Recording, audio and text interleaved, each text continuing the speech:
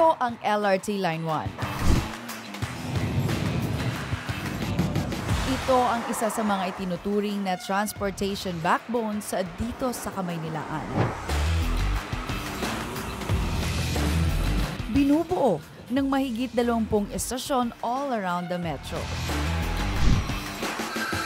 Ngunit, higit pa sa pagsisilbing destinasyon ng mga pasahero, bawat istasyong ito ay nagsisilbing simbolo sa ilan sa pinakaimportanteng kabanata sa ating kasaysayan.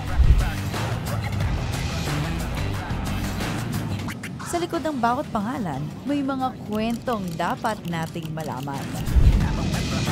Tara, samahan niyo ako sa ating extraordinary ride through time dito sa LRT Line 1.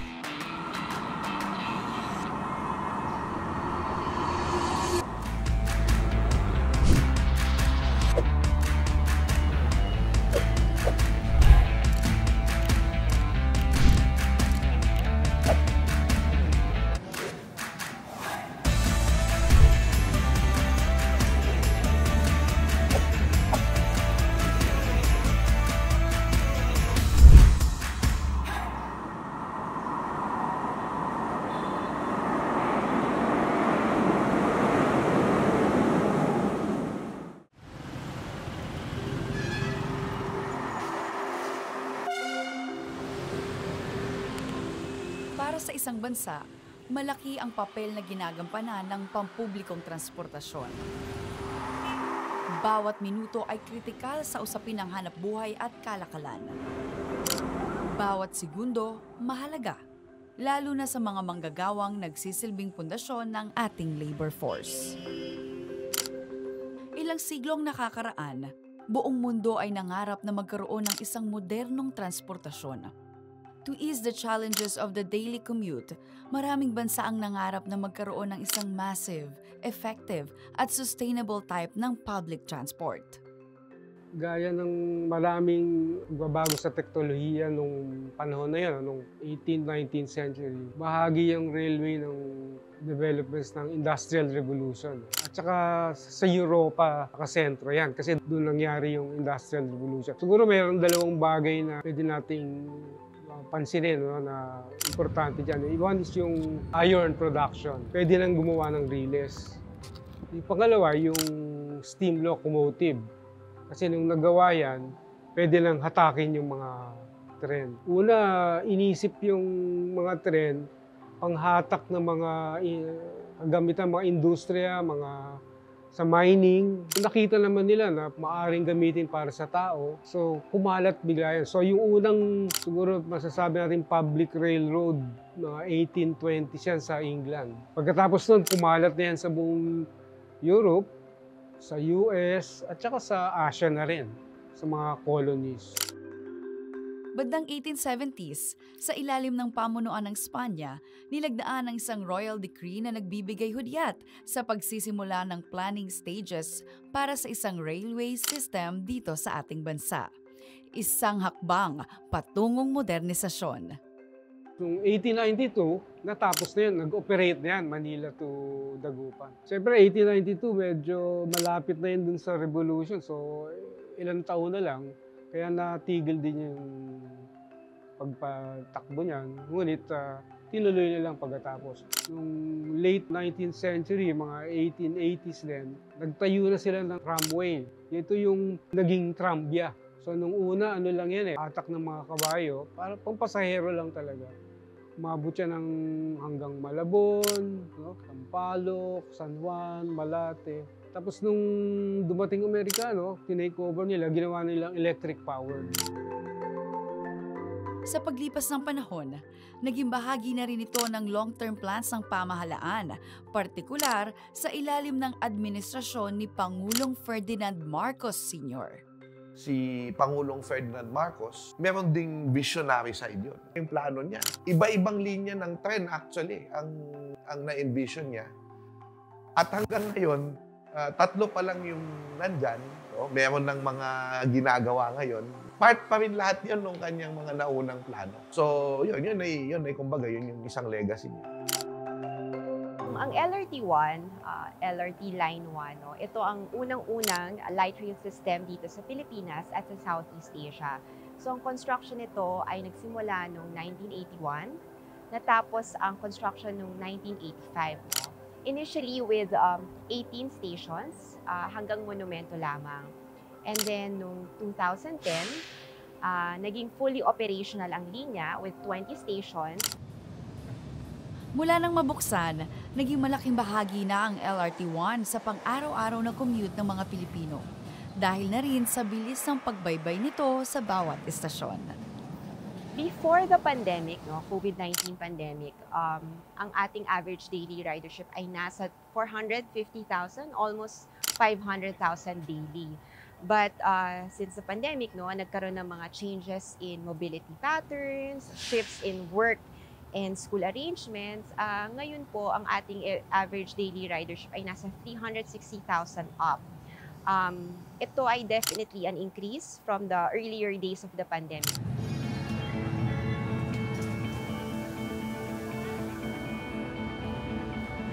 Malaki ang kahalagahan ng bawat pangalan. Sabi nga nila, higit pa raw ito sa pagkakakilanlan dahil ito ang nagkukwento ng ating pinagmulan, kultura at kasaysayan. At maliban sa tren, isa sa mga mapapansin agad pagpasok pa lang ng LRT ay ang mismong mga pangalan ng estasyon.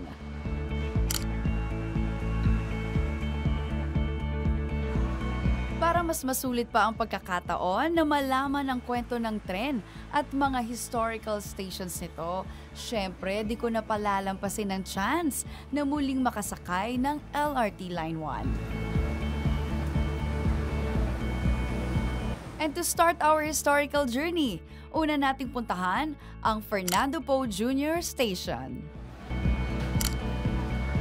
Located along one of the busiest parts of EDSA, at makikita rin sa boundaries ng Barangay Veterans Village at Bago Batay, matatagpuan ang Fernando Poe Jr. Station.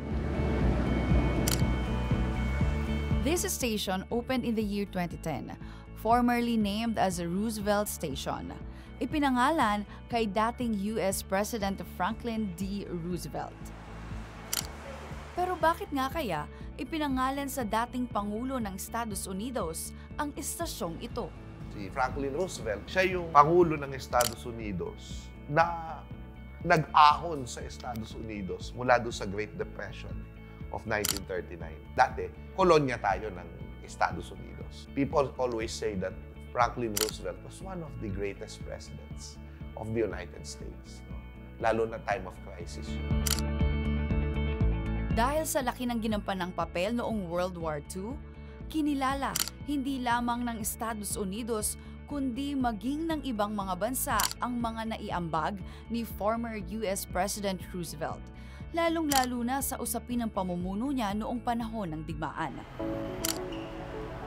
Ngunit noong 2023, through the Republic Act No. 11608, opisyal nang pinalitan ang pangalan ng istasyon.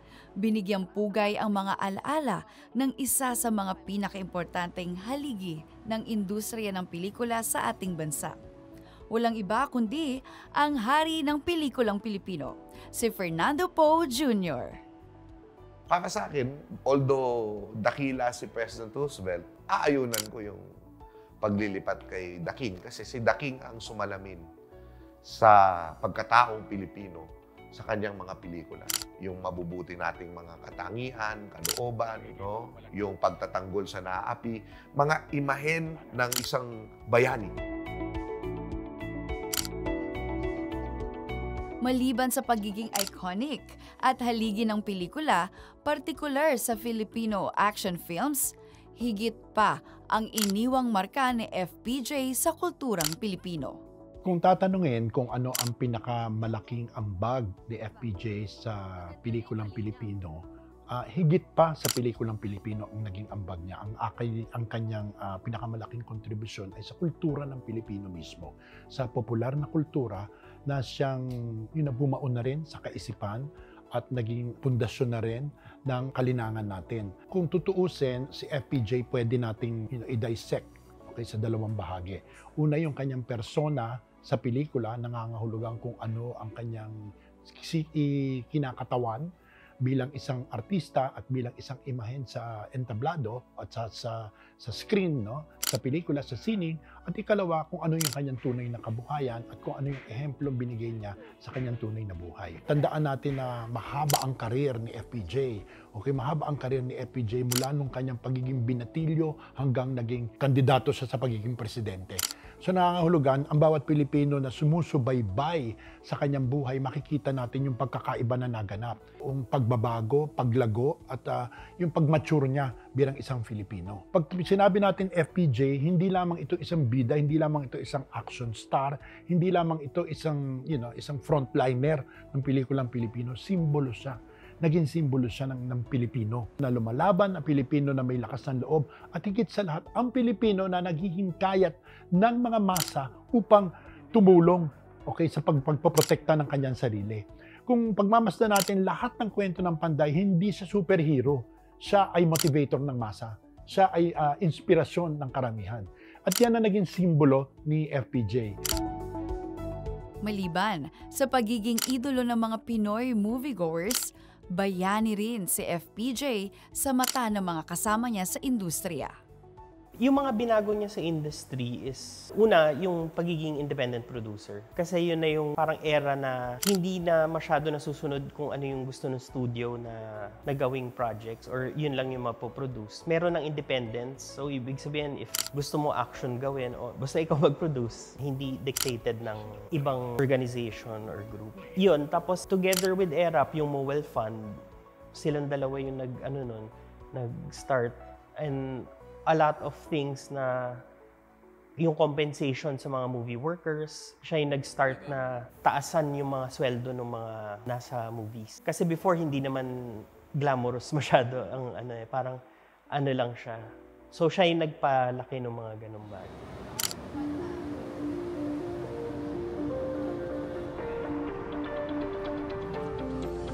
Habang pumabiyahe from FPJ Station, pansin ko na agad ang mga pagbabago from the last time na nakasakay ako sa LRT Line 1. Mas malinis at komportable ang naging biyahe.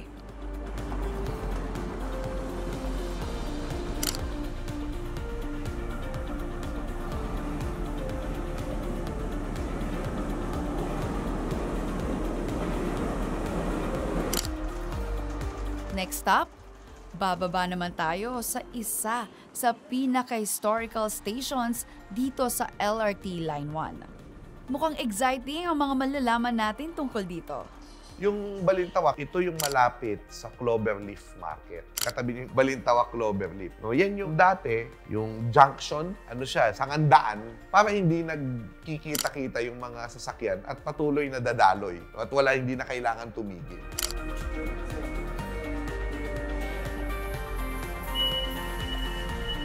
Nandito tayo ngayon sa pangalawang istasyon ng LRT Line 1, ang Balintawak Station. Dito naganap ang makasaysayang sigaw sa Pugadlawin kung saan sabay-sabay pinunit ng mga katipunero ang kanilang sedula bilang deklarasyon ng himagsikan. Sa makasaysayang deklarasyong ito, ilan sa mga pinakaimportanteng pinuno ng himagsikan ang nagsama-sama para sa layuning sindihan ang alab ng revolusyon.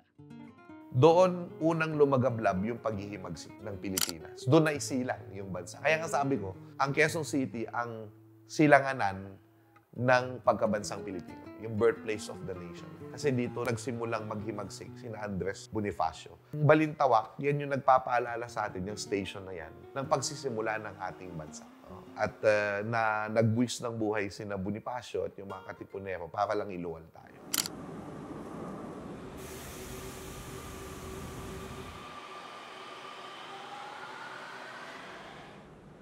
Just a couple of minutes away mula sa Balintawak, pupunta naman tayo sa Yamaha Monumento Station, which for the longest time ay nag-serve bilang dulong terminal ng LRT Line 1 from its northern end.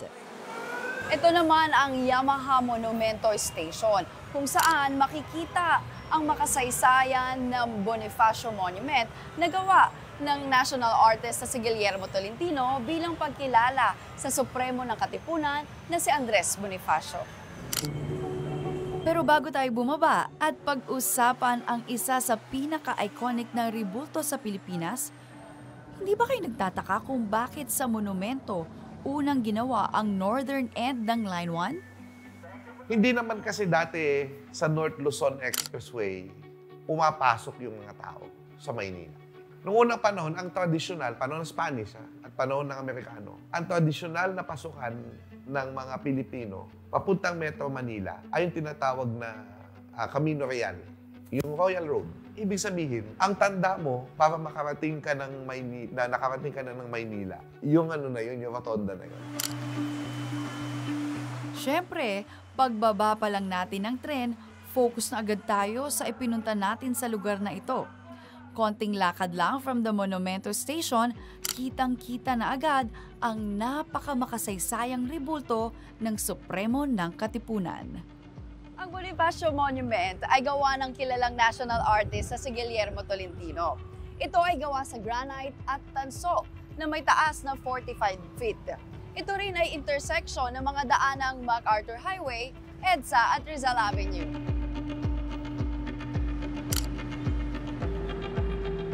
Actually, kung tutusin, mas maganda pa ito dun sa monumento ni Rizal na ginawa ng Swiso. Nag-aral kasi ng Italian sculpture si Guillermo Tolentino, classical. Pag tinignan mo yung kitang-kita mo, ang tawag ko nga dyan yung sumisigaw na tanso. Kasi pag nakita mo yung nandun yung Gomburza, nandun yung paghihirap ng Pilipino, pag tinignan mo siya, maluluha ka rin eh. Ito pala yung pinagdaanan natin.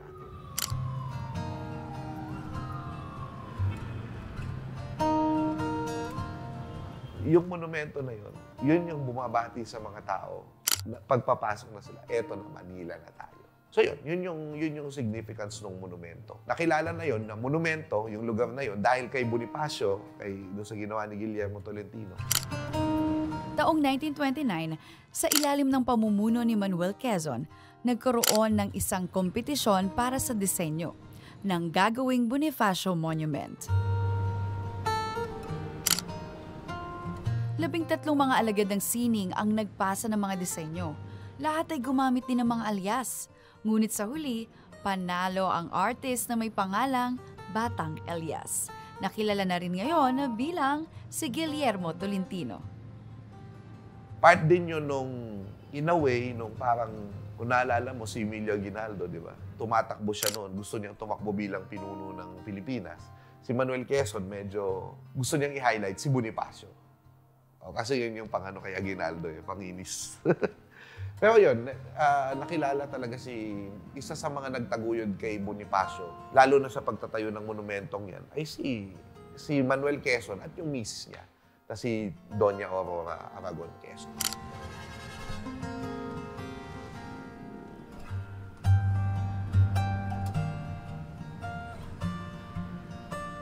Sa kabuuan, para sa proyektong ito, binigyan ng total budget na 125,000 pesos si Ginoong Tolentino.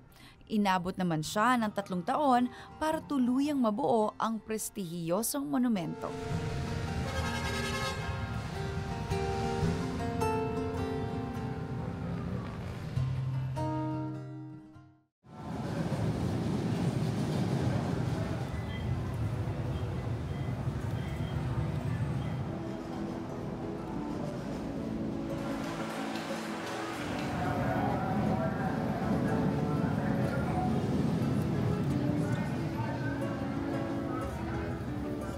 Habang bumabiyahe, randomly napapansin ko lang na may pagkakaiba sa disenyo ng ilan sa mga tren dito sa LRT Line 1. Ang LRT Line 1, we have 4 generations or types of train sets that we use on the line. Gen 1, Gen 2, Gen 3, and Gen 4. So, ang pinakabago dito ay yung Gen 4. Ito ay galing sa Spain at Mexico. Yung Gen 3, galing sa Japan, Gen 2 galing Korea, and Gen 1 na galing Belgium. Yung Gen 1, Generation 1, ito yung unang-unang ginamit nung ginawa siya noong 1980s. Ngayon po, ang ating trains na tumatakbo sa linya ay nasa about 20 to 22 on peak hours, and then can go as low as 18 kapag off-peak o yung hindi naman rush hours or on weekend.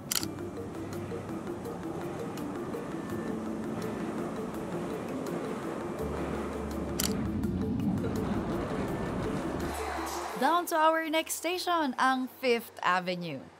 Matatagpuan sa itaas sa bahagi ng Avenues intersection with 5th Avenue o C3, which where it got its name. Isa rin ang 5th Avenue sa mga LRT1 stations serving Caloocan other than Monumento Station.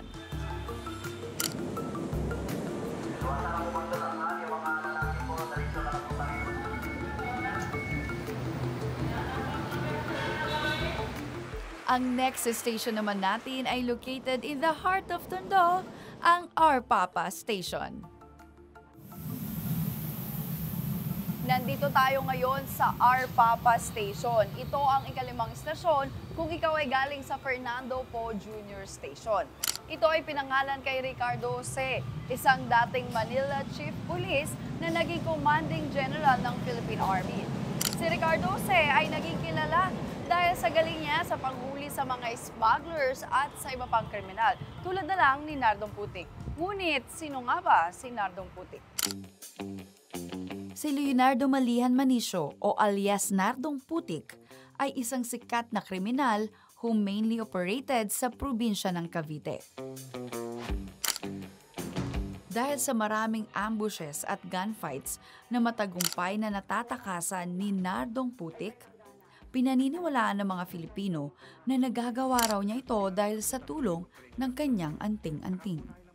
Kung titignan mo, si Nardong Putik, parang siya, simbolo siya nung yung paniniwala natin sa anting-anting, sa kulturang Pilipino, mahalaga yung anting-anting, di ba? Kahit gumagawa siya ng masama, meron siyang kabutihang loob. Kaya kung ano-ano daw yung magic na nagagawa ni Nardong Putik. Of course, dahil he was breaking the law, pinoperso talaga siya ng pulis. At si General Papa ang nakapatay dito sa Nardong Putik na ito. Nakakalimang istasyon pa lamang tayo pero busog na tayo sa pieces of information. Kaya naman, tara, puntahan natin ang next station. Ito ay matatagpuan sa Rizal Avenue, serving Tondo at Santa Cruz. Ito ay pinangalan kay Jose Abad Santos.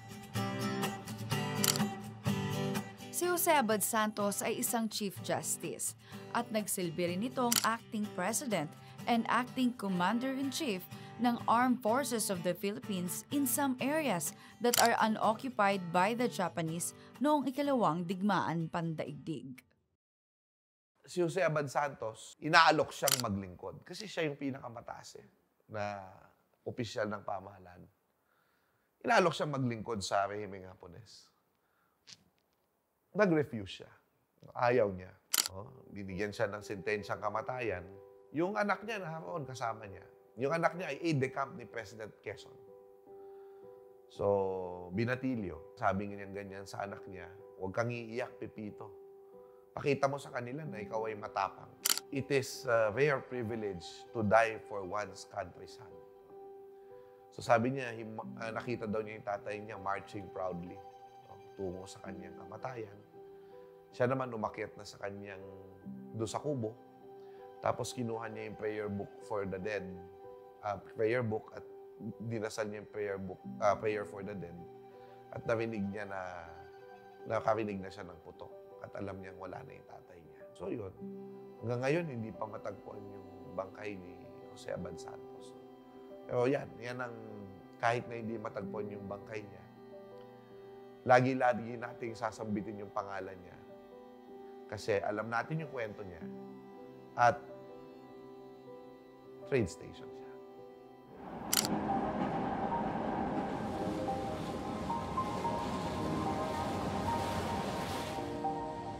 Si Ferdinand Johann Franz Blumentritt ay isang Austrian teacher at isang author of the articles and books about the Philippines and its ethnography. Nakilala siya dahil sa pagiging malapit na kaibigan nito sa ating pambansang bayani na si Dr. Jose Rizal. Si Ferdinand Blumentritt, napakahalagang tao niyan sa ating kasaysayan. Hindi lang dahil best friend siya o BFF ni Jose Rizal. Tawag sa kanya ni Jose Rizal, soulmate. Kaya naging close sila ni Rizal. Ang isa sa pinakadakilang eksperto ng Pilipinas sa labas ng Pilipinas, sa Europa. Siya isang scholar na pinag-aralan lahat ng mga bagay-bagay tungkol sa Pilipinas at nagkaroon ng mga sariling pag-aaral ukol sa bansang ito. Including Mindanao, na noon ay hindi masyadong napagtutunan ng pansin. So, si Blumentritt ay may malaking ambag sa kapantasan at kaalaman natin tungkol sa ating bansa.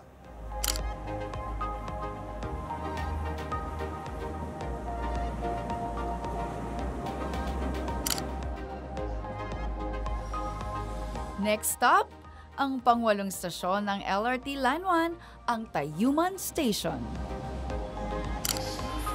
This station was named after Tayuman Street. Ang Tayuman ay mula sa Tagalog word na nangangahulugang indigo. It also refers to a place with many tayum plants. Ang tayum plants ay isang lilac-colored flower na ginagamit din pang kulay. Yung tayuman came from the word tayum, which means indigo. Tayum, Mindanao, tagum. Yan. Indigo pareho yan. Yung meron ding theory na yung Maynila came from the Nila. And what is Nila? Nila is also indigo. So magkakatuglong yan. Magkakaugnay yan. So, siguro, nung panahon na yun, dito sa Manila, especially in the Tayuman area, maraming indigo. Yun ang pangalan.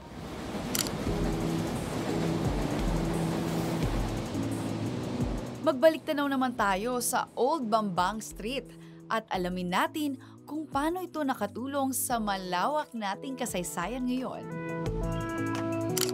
Ang Bambang ay from Tagalog word na nangangahulugang butas o kanal sa gilid ng kalsada kung saan dumadaloy ang tubig ulan.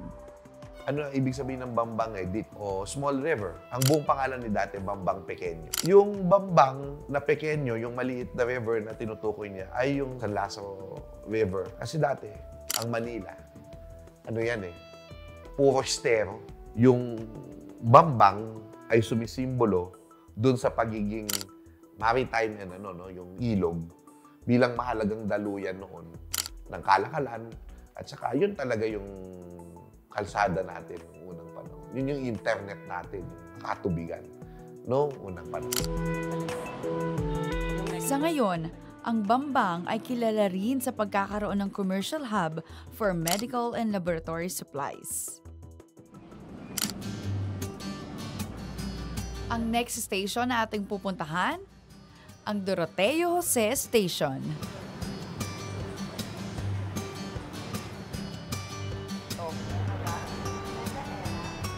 Nandito tayo ngayon sa Doroteo Jose o D. Jose Station. Ito'y nagsisilbing mahalagang bahagi sa usaping transportasyon dahil ito'y nagdudugtong sa LRT Line 1 at LRT Line 2. Normally, yung mga makikita nating pasahero dito ay mga estudyante dahil malapit ito sa University Belt.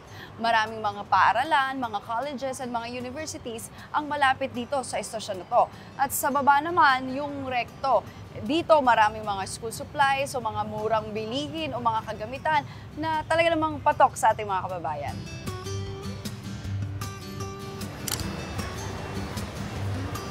Diyan sa Doroteo Jose Station na yan, papunta sa recto, yung walkway, yung connector, doon mo makikita ang isang napakahalagang bahagi ng ating kasaysayan. At ito yung, ang tawag natin ngayon, Old Bilibid. Kasi nung panahon ng Amerikano, yung Old Bilibid na yan, panopticon yan Bilog yan na kulungan na merong torres sa gitna. Papabantayan yung lahat ng preso.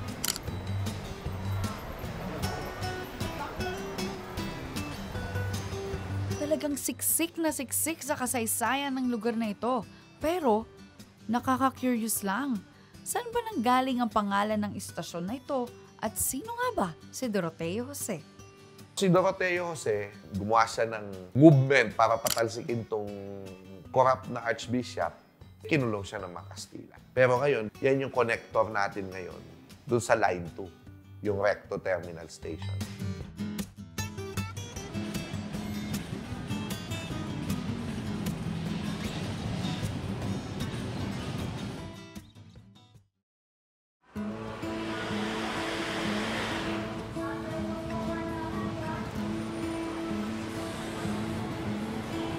Punta na tayo sa ating next stop, ang Carriedo Station.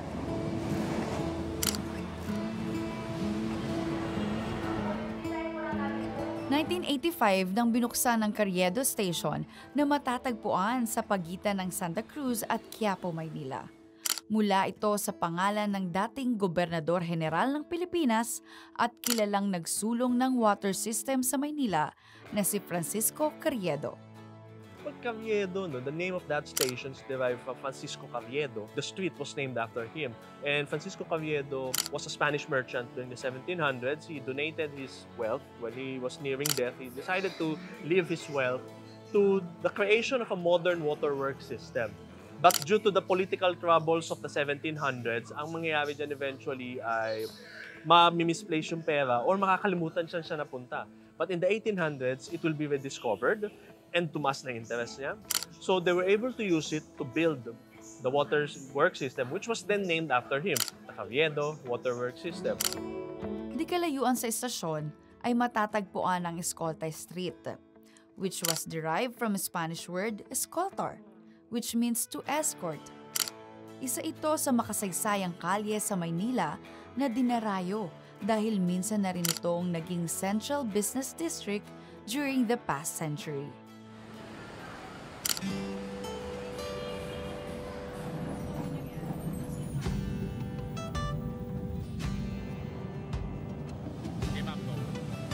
Moving on to our next station, ang Central Terminal Station. Central Terminal Station is surrounded by many heritage sites, heritage structures, cultural institutions. And for a time, Central Terminal Station acted as northernmost terminal when the southern portion of LRT was opened in 1984.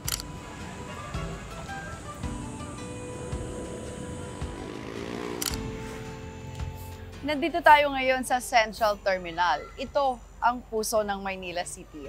Nandito mo makikita yung Manila City Hall at yung iba-iba pang mga historical landmark katulad na lang ng Metropolitan Theater. At dito rin kung pupunta ka ng Intramuros o iba pang mga cultural parts of Manila, dito rin ang baba mo. So maglalakad ka dyan. Katabi din ito yung marami pang paaralan mga university dito sa Manila. Nung nag-umpisa pa lang ako ng college, actually, I enrolled in Lyceum. So lagi, mula sa Monumento Terminal, ang baba ko ay Central. Naglalakad ako para makatipid. Ayoko na mag-pedicab, so nilalakad ko all the way from here hanggang Intramuros, Lyceum. Di kalayuan, mula sa Central Terminal Station, makikita ang Bonifacio Shrine. Sinisimbolo ng monumento na ito ang pagtatag ng Katipunan, isang lihim na samahan na nagsulong ng ating kalayaan. Dito rin malapit sa Central Terminal Station, makikita ang tanda ng isang kabayanihan ni Andres Bonifacio. Nandito ang Liwasang Bonifacio or Bonifacio Shrine.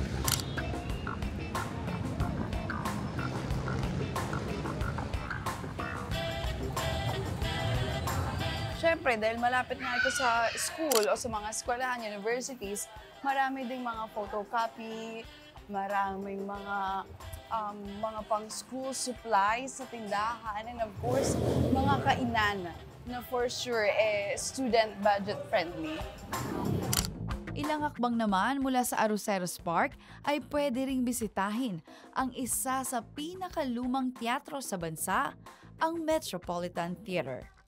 Nandito tayo ngayon sa Metropolitan Theater. Ito ang simbolo ng kultura at kasaysayan na makikita rin malapit sa Central Terminal Station. Ito rin ay gawa ng isang Filipino architect na si Juan Arellano. At alam nyo ba na they show free films every last Saturday of the month? kaya pwede niyong puntahan ito tuwing Sabado. Met is one of the historical Art Deco architectural style in Manila. Bukod sa pagiging teatro, naging kanlungan din ito ng mga Pilipinong naapektuhan noong World War II.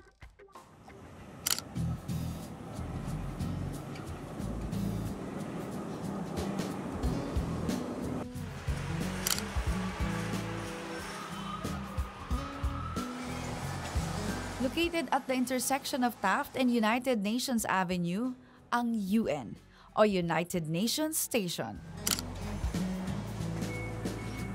December 1, 1984, nang binuksan ito sa publiko at ipinangalan sa United Nations, isang diplomatic at political international organization na nagsusulong sa pagpapanatili ng pangkalahatang kaayusan sa mga kasapi nitong bansa.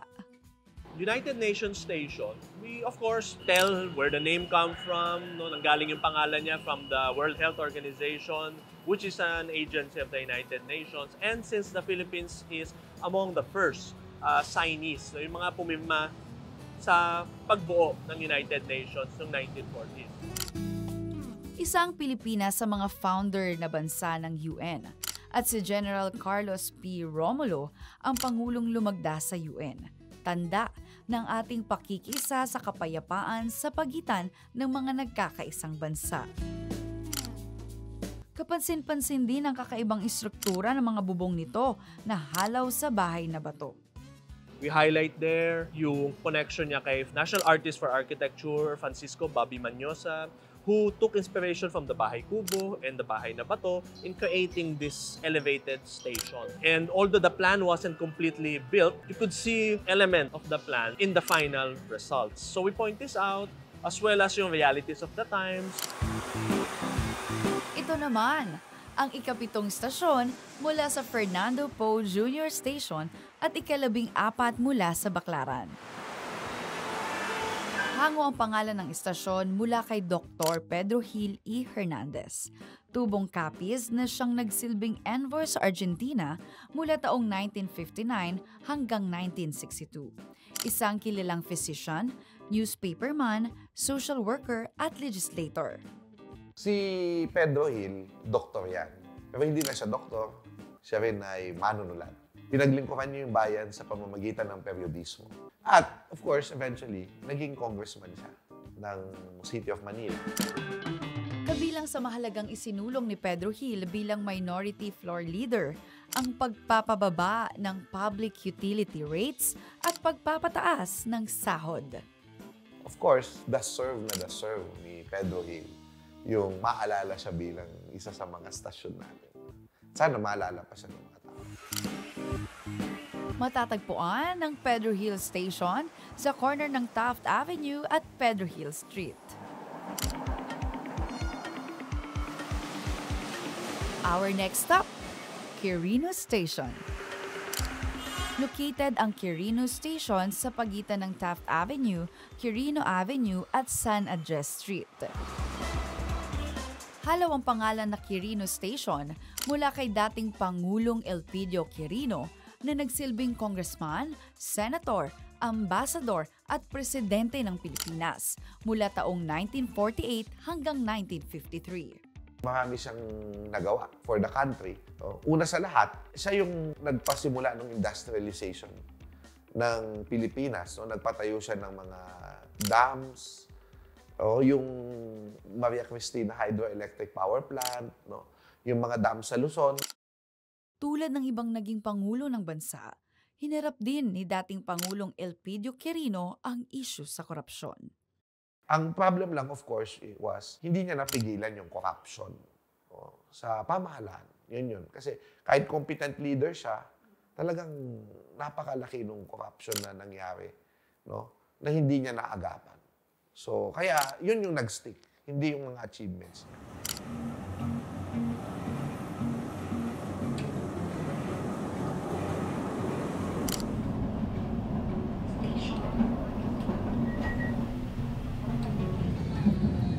Mula sa Quirino, ang susunod na madadaan ng istasyon ay ang Vito Cruz Station o dati ring kilala bilang Pablo Campos Street.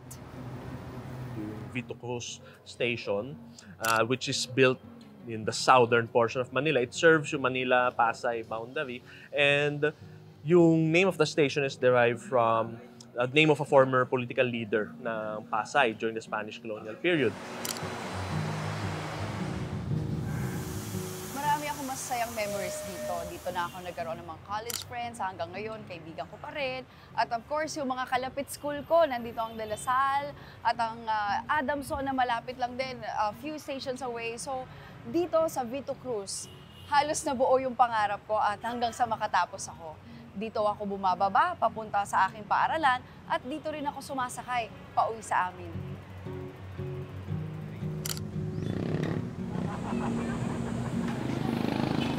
Almost a kilometer walk from the station, you have yung National Stadium ng Pilipinas, which is yung Rizal Memorial Complex. And the structures themselves are significant in that they're designed by national artists, big names like La Salle's designed by Tomas Mapua, the first registered architect.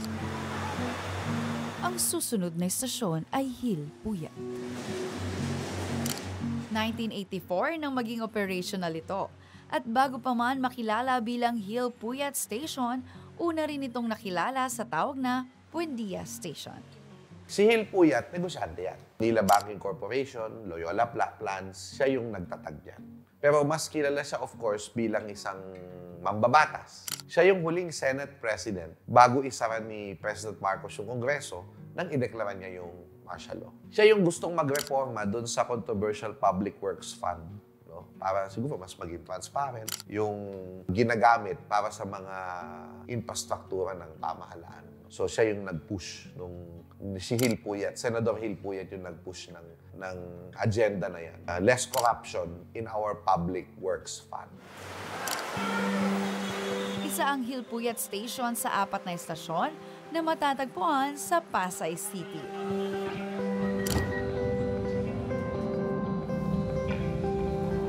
Mula sa Hill Puyat, diretso na tayo sa Libertad Station. Makikita ito sa intersection ng Taft Avenue at Arnaiz Avenue. Isa ito sa 4 na estasyon sa Pasay, kabilang ang Hill Puyat, EDSA at Baclaran. Yung Libertad, actually, ang hirap maghanap ng publication kung bakit siya Libertad. No? Pero for me, yung Libertad, yun yung kasi yung Spanish word for freedom. Nandun yung yung aspiration. Nilagay natin sa pangalan ng kalsada na yan at ang LRT station na yan, yung continuing aspiration natin na maging lubos yung ating kalayaan at guminhawa yung ating bayan. Pagbaba ng Libertad Station, makasaysayan at talaga namang sikat na kainan sa Pasay ang naghahain ng masasarap at putok-batok na lutuin, ang Capitol Harlem Restaurant.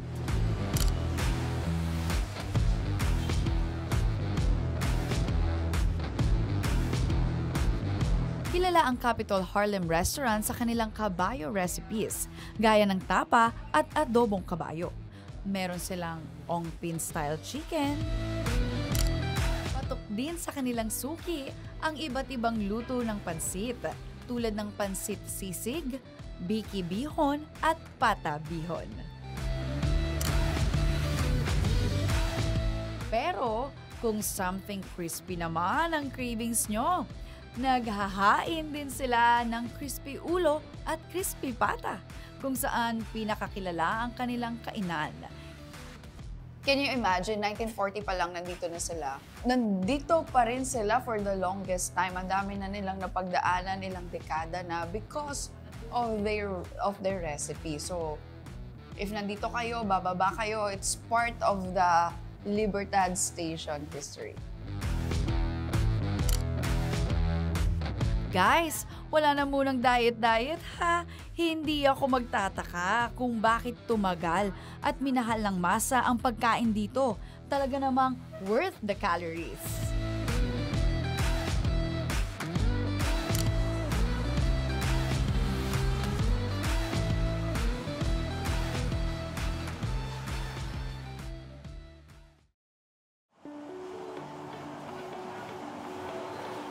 After ng napakasarap na food break sa Libertad, balik na ulit tayo sa ating railway journey. Last 2 stations at una sa dalawang yan, ang EDSA Station. Alam nyo ba na ang pinagkuhanan ng pangalan ng EDSA na si Epifanio de los Santos ay isang premyadong historian? Isang historian at isang Renaissance man. Isa sa pinakamatalinong tao noong panahon niya. At siya rin ang naging direktor ng ating pambansang aklatan. So, si Epifanio de los Santos ay itinuring ng marami na bayani. Kaya, yung Highway 54 na dati yun, circumferential road, para siyang kung may major city, iiwas ka para hindi ka matraffic. Yan ang Highway 54 noon. Naglilipatan na dyan yung mga industrial. Eventually, pinangalanan siyang Epifanio de los Santos Avenue. Maliban sa pagiging isang importanteng bahagi ng ating kasaysayan, ang EDSA rin ang itinuturing na pinakaimportanteng kalsada sa ating bansa. Dahil dito, approximately over 3 million vehicles ang bumabaybay sa EDSA.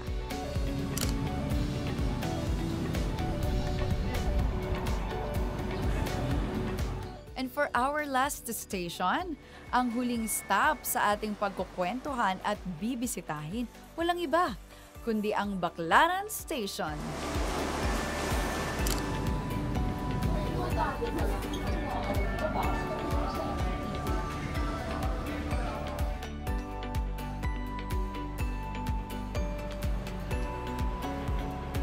Nandito tayo sa Baclaran Station. Ito na yung last station along LRT Line 1. At alam nyo ba na ang Baclaran ay mula sa salitang baklad? Ito yung ginagamit ng mga mangingisda noong araw dahil nga dito malapit yung mga anyong tubig, yung Manila Bay, na ang baklad ay ginagamit. At dito rin makikita yung Baclaran Church at maraming mga deboto ng Mother Perpetual Help ang pumupunta dito. Noong araw, tuwing Tuesday night hanggang Wednesday, pumupunta rin ako ng Baclaran Church para magnovena. Dito pwede mo rin makita yung mga murang mga bilihin, maraming mga pang-wholesale na ginagawa ding negosyo ng iba ating mga kababayan.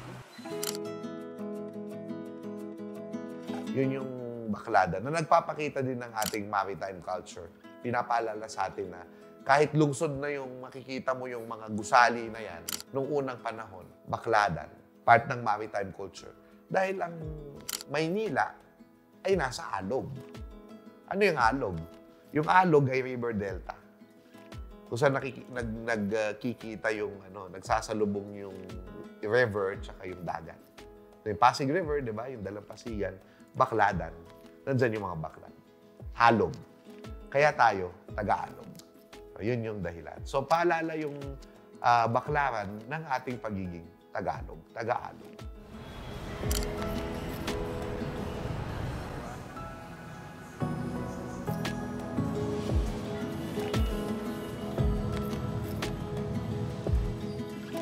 Mapapansin nyo rin, itong Baclaran Station ang pinaka-busy na estasyon dito sa LRT Line 1 Station.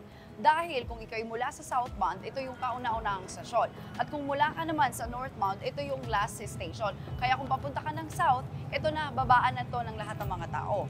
At itong sa unang phase ng extension, magkakaroon pa ng 5 additional na stations hanggang Parañaque na papangalanan na Dr. Santos.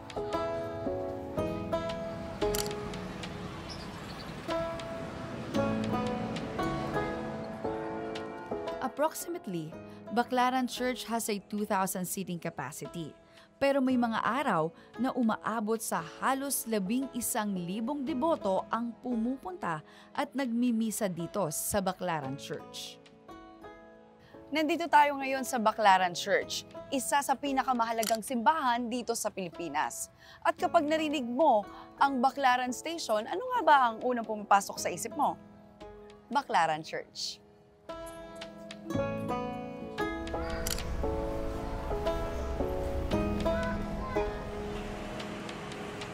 Madami akong memories dito sa Baclaran Church at ako'y talaga'y isang mananampalataya ng ina ng Lagi sa Clolo.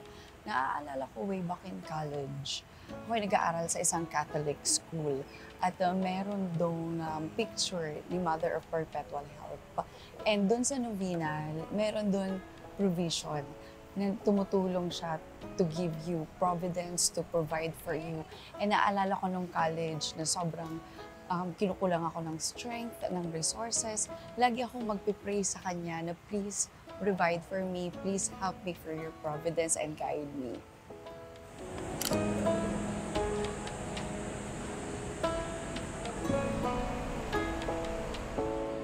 And ngayon, syempre, kung pupunta kayo sa Baclaran Church, lagi talaga na dapat daanan itong Candle Chapel. Dito, kumukuha ng mga kandila and then you pray for your wishes, for your loved ones. And pwede ka rin maging simple, yung pasasalamat mo lang. Pero usually talaga, ito'y meant for your wishes.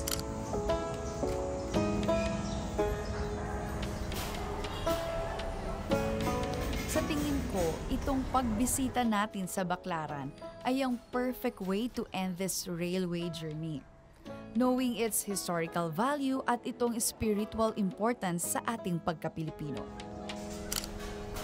Binabalanse nito ang mga pinaka-importanting bahagi ng ating napakayamang kultura.